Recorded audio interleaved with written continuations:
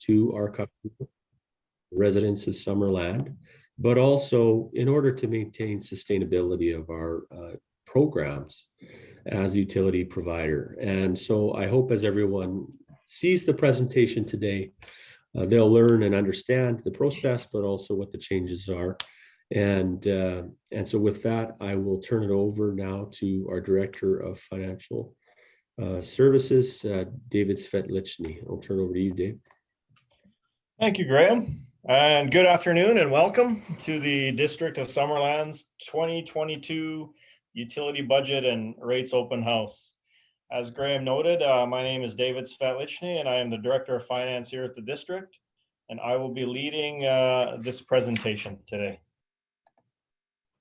Our agenda today will cover four main topics: Council's strategic priorities, asset management, financial budgets, and proposed rate increases at the end.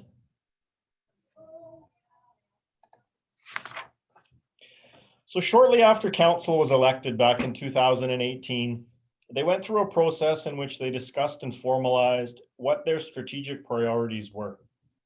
As the slide shows, Council identified 6 main priorities to focus on: infrastructure investment, good governance, community resilience, alternative energy, active lifestyles, and downtown vibrancy. These priorities, along with identified principles, set the parameters around how decisions are made, and in the context of today's presentation, how budgets are built. It should also be noted that these priorities are reviewed annually by Council to ensure they are still strategically important. In addition to Council's strategic priorities, there are numerous other factors that need to be considered when putting together a budget. The factors noted on the screen are some of the major ones that affect all organizational departments here at the District. The first one is existing versus new. Questions such as, is it a new or existing project? If it's new, does it require additional resources? These are just some of the questions that we ask when we're looking at existing versus new. Regulatory requirements often force municipalities into additional expenses, be it from a health and safety perspective or additional testing, and oftentimes with little to no input from the municipality. When reviewing potential projects, we also need to look at the risks associated with the project, as well as the potential consequences of not moving forward with the project. Projects with high risks and high consequences are normally the first to move forward in the budgeting process. Levels of service factor greatly into the financial planning process as well. Previous year's budgets normally set the benchmark for where a service level is at. Throughout the course of a year, the District receives many requests from residents to increase levels of service, albeit mowing fields more, sweeping the streets more than once, numerous asks. The budgeting process takes these requests into consideration. One thing to note when discussing levels of service is that very rarely do residents want to see reductions in their service levels. However, when looking at increases to the service levels, these increases require additional charges to the residents. A final factor impacting the financial plan is funding. How will we fund the increased level of service or the new project or the regulatory requirement? Should it come from the actual users of the service? If it benefits the entire organization, should it be funded through taxation? Are there grants available? Do we need to borrow money? Many things to consider when looking at funding options. So all these 5 factors, and there are a lot more, along with Council's strategic priorities, drive the final financial plan and ultimately the rates Summerland residents are charged. The next 3 slides will provide an overview of the District's utility assets.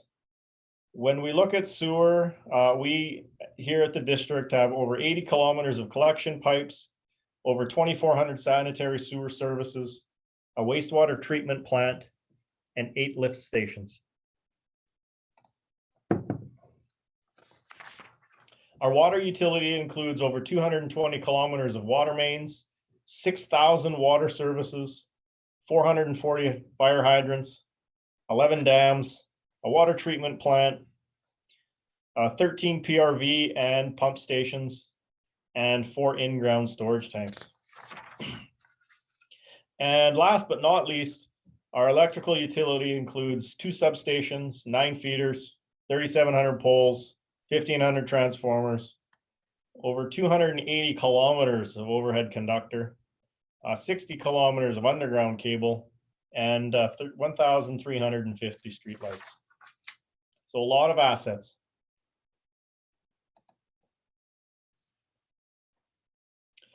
Based on the asset management work done over the past few years, it is estimated that the district's replacement cost of all our utility infrastructure is over $367 million.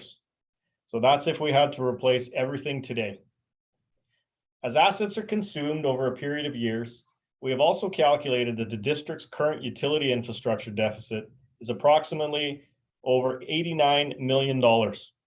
So to put that into context, we are projecting that at the end of 2021, our utility reserve balances will be at 14.4 million. This large variance has highlighted the significant investment still required in order to support the long-term needs of the District of Summerland. To address this need, Council committed to a 5-year rate increase plan specific for asset management reserve contributions during the 2020 budget process. This plan provides for an annual 5% water rate increases until 2024 and annual 3.5% sewer rate increases until 2024. The plan also provided for a one-time increase to electric rates of 3.5% in 2020. The electric utility was the only utility that did not have a 5-year plan associated with it during that 2020 budget process. A big part of this decision was based on the fact that the district was reviewing the asset management work that had been performed in order to ensure the recommendations were reflective of overall assets. With this work now complete, the proposed 2022 electrical capital budget, the electrical operational budget, incorporates a 1.75% rate increase for 2022 only, specifically for asset management reserve contributions. So what does this all mean? This chart tries to show the effects of compounding and how these rate increases that we just talked about will translate into contributions for asset replacement over a 5-year period. Organizationally, and if council stays the course, the district will have tripled the amount of funds allocated to reserves, and in total will have allocated $6.43 million into reserves over this 5-year period. Now, this is a huge step in the district's overall asset management plan, and the effects of this decision will be discussed further when we look at the individual 5-year capital plans further in this presentation. So with the background work done, the first utility that we will look at today is the wastewater, or more commonly known as the sewer utility. The sewer utility's primary cost centers include administration, sewage collection and treatment and disposal, a sandy dump service, lift stations, sludge removal, preventative maintenance, capital reserve transfers, and debt charges. In all, the 2022 budget for these services is proposed at $3.2 million.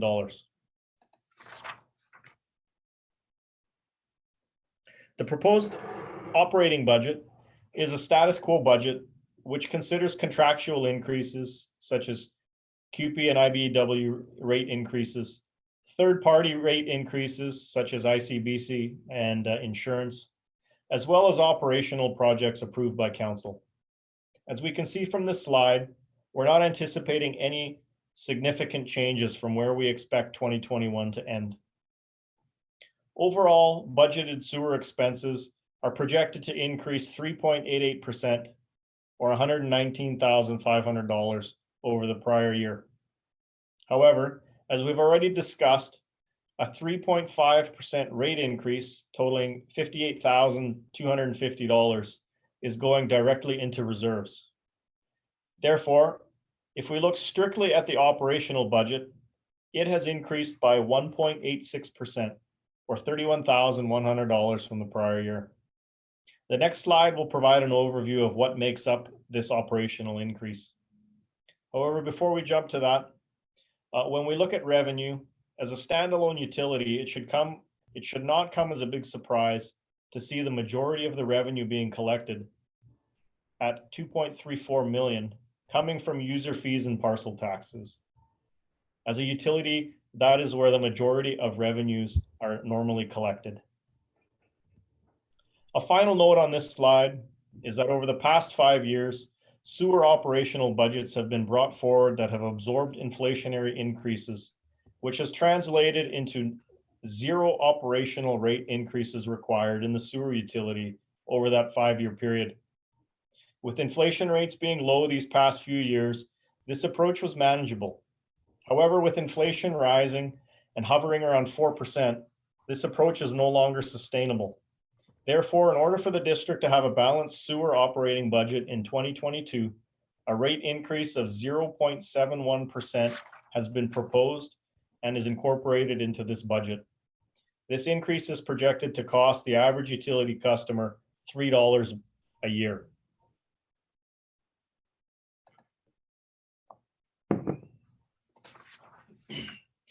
As we noted on the previous slide, when we examine the sewer operational budget, it has increased by 1.86% over the prior year. The largest contributing factor is that the district has budgeted for a new health and safety coordinator in 2022, and the sewer utility's share of this position is $16,200. The health and safety of staff is of utmost importance at the district. Ever-changing regulations require updated processes and procedures to be created, implemented, and tracked. The district does not currently have a dedicated resource when it comes to health and safety.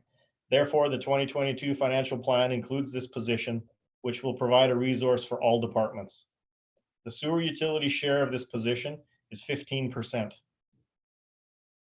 The second factor pertains to the amount of electricity used at the treatment plant. The past 2 years have seen higher than budgeted electrical expenses at the treatment plant. Therefore, the proposed 2022 budget includes an increase to reflect these historical actuals, as well as proposed 2022 electrical rate increases, which will be discussed further in this presentation.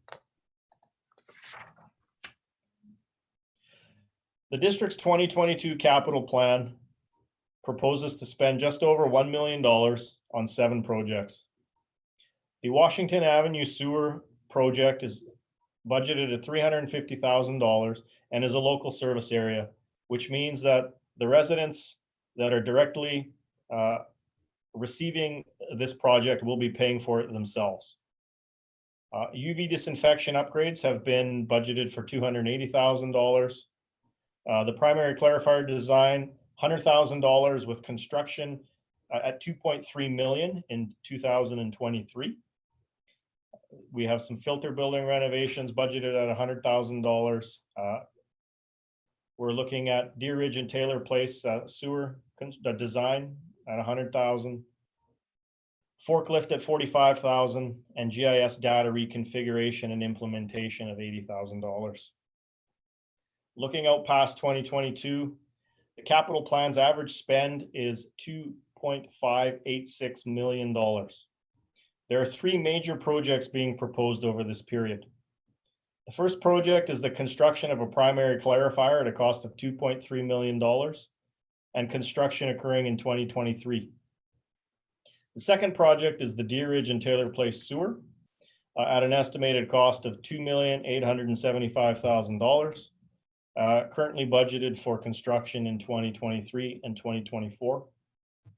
And the third project involves bioreactor upgrades of just over $4 million, which are scheduled for construction in 2025 and 2026. Based on the capital plan being proposed by council, district reserves are projected to be fairly stable over the next 5 years. And a lot of that can be attributed going back to our very first couple slides of that decision to increase rates by 3.5% annually over a 5-year period. This plan also does take into account $2.3 million of borrowing in 2023 for the primary clarifier.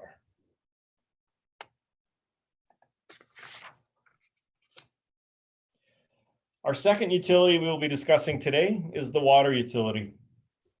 The water utility's primary cost centers include administration, treatment, distribution, dam maintenance, hydrant maintenance, debt charges, capital reserve transfers, meter maintenance, and preventive maintenance.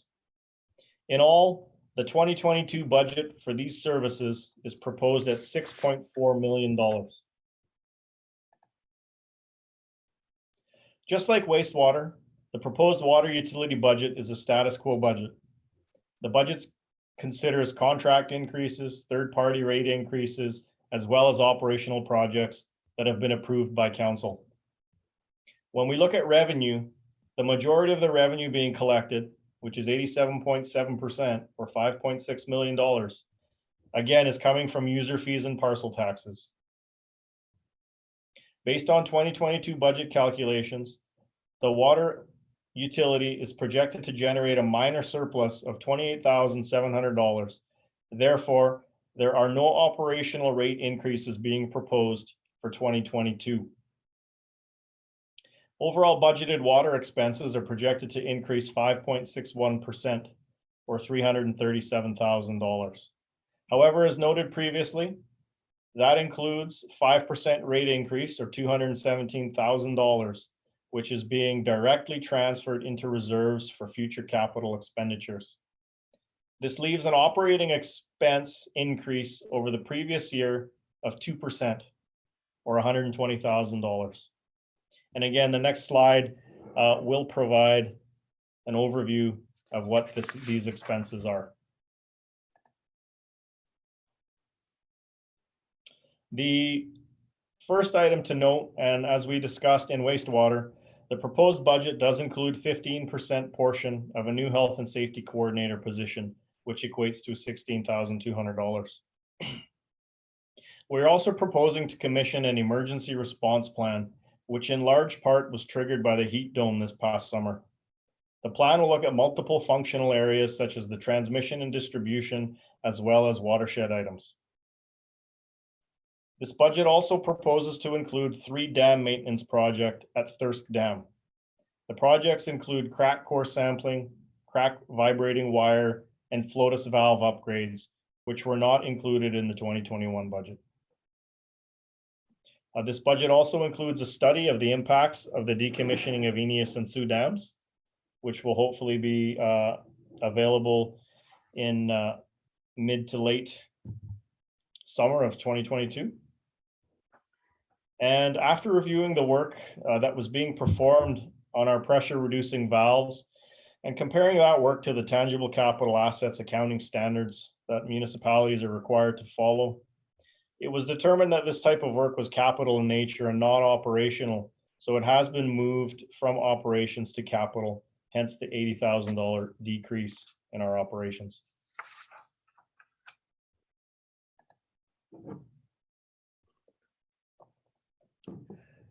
We know our water system is aging and we need infrastructure investment.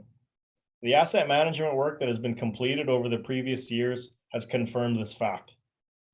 The 2022 capital plan proposes to spend just over $6.5 million on 10 projects.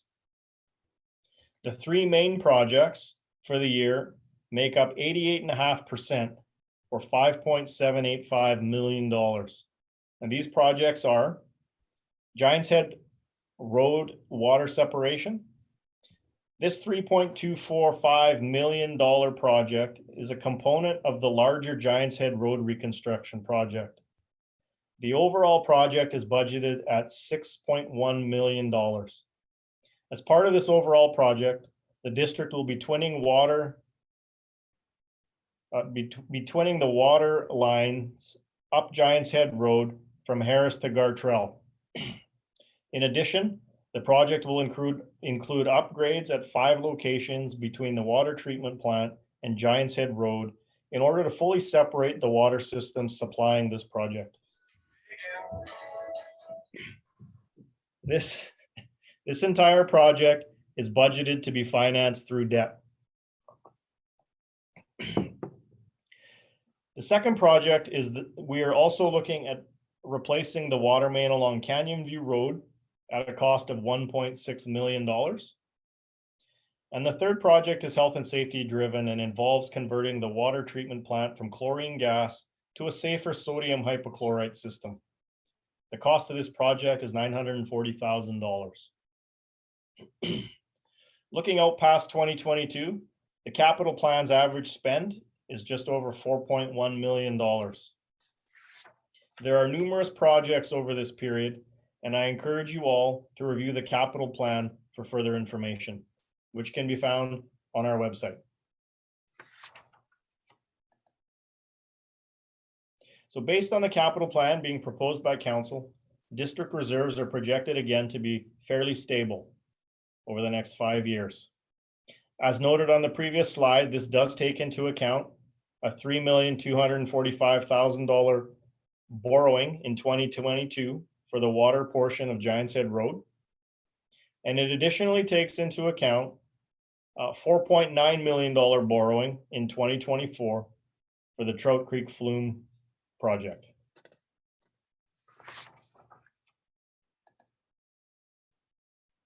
Our final and largest utility of the day is the electric utility. The district is one of 5 municipalities in BC that operates its own electrical utility. We purchase wholesale power from Fortis and sell it to our residents. Some of the services or cost centers associated with the electrical utility include administration, electricity, system operations, brushing, meter reading and maintenance, underground locates, capital reserve transfers, and a dividend to the general fund. In all, the 2022 budget for these services is proposed at $13.8 million. The largest amount being $9.5 million that is paid to Fortis for power.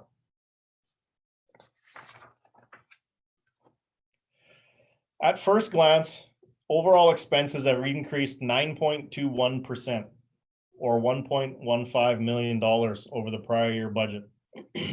However, there are 3 major factors that make up this increase. The first factor is a result of how the district accounts for staff time on new service connections.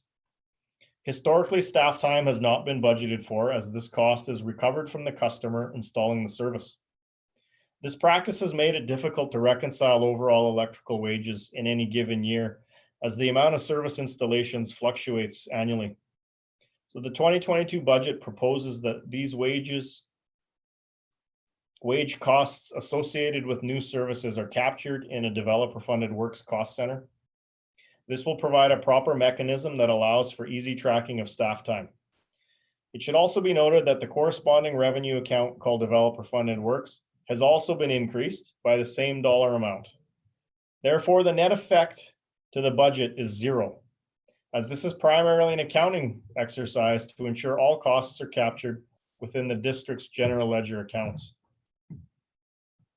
The second factor is that Fortis has applied to the British Columbia Utilities Commission for a 3.46% wholesale rate increase.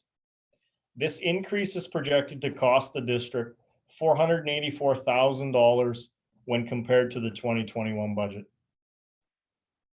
And the third factor goes back to, again, one of the very first slides in today's presentation, where council has proposed to include a 1.75% or $221,410 rate increase specifically for asset management, which will be transferred into the electric capital reserve to fund future capital replacement. So after accounting for these 3 items and comparing back against 2021, expenses have increased by 2.7%, or $94,000. As an organization, we were able to find some efficiencies within our operations to curtail some of those operational expenditures. However, an operational rate increase of 0.76% is needed to balance the budget and has been incorporated into this proposed budget.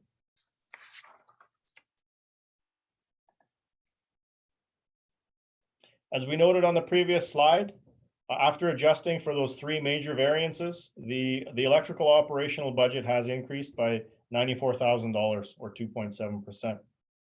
The major changes include the four items on the screen here. The first one we've discussed in all two utilities so far in terms of the health and safety coordinator position. This is 15% of that overall position, or $16,200. The district is budgeting to reestablish a test and treat program on our utility poles. We're also budgeting an additional $90,000 to increase the amount of pole replacement that can be done in 2022. And these increases are being offset by a decrease in contract meter reading, as meter reading now has been brought in-house, and we no longer require a third-party contractor to do those works.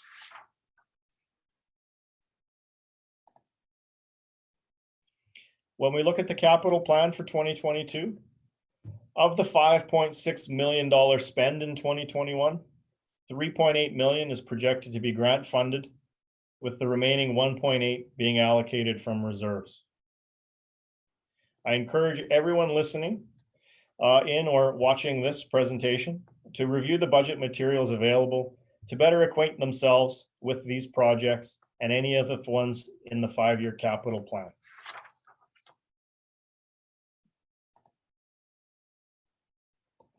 Based on the capital plan, again, being proposed by council, district reserves are projected to be fairly stable over this 5-year period. Again, it should be noted that this does take into account $6 million grant for the solar and battery project. Additionally, this also takes into account that starting in 2024, $2 million is budgeted for annually for voltage conversion, which at current is being planned to be phased in. This project is budgeted to be funded through debt, which will require a debt borrowing of $2 million annually until such time as the project is complete.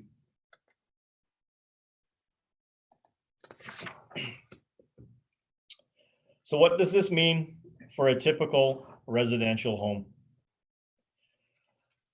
So the rate increases that are being proposed, as noted, water, a 5% rate increase, which is strictly for asset management.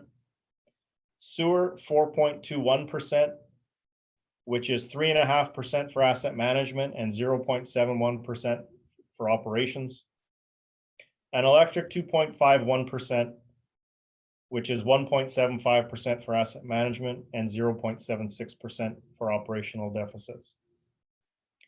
As we can see on the right-hand column, in water, that equates to a $41.43 annual increase, or $3.45 a month. Sewer's $17.80 increase, or $1.48 annually, monthly. Did it? Can you hear me? Yeah.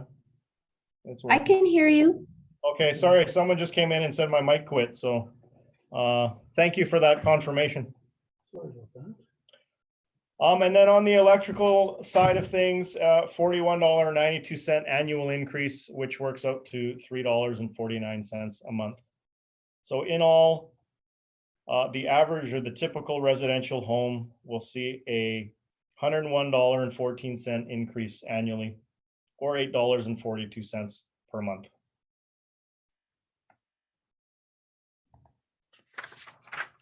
So this does bring us to the end of our presentation. We do ask and hope that residents will provide us and council with some feedback. Feedback can be sent to budget@summerland.ca. We do look forward, and we hope to hear from everybody. And with that being said, I will open the floor up to any questions that there may be. And I don't think there's any, because no one registered for this. So I think unless any council members or staff members on board have any questions, we can wrap this up.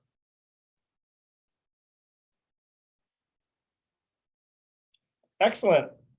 Well, thank you all for your attendance and listening in on the presentation, and we hope to hear from you soon.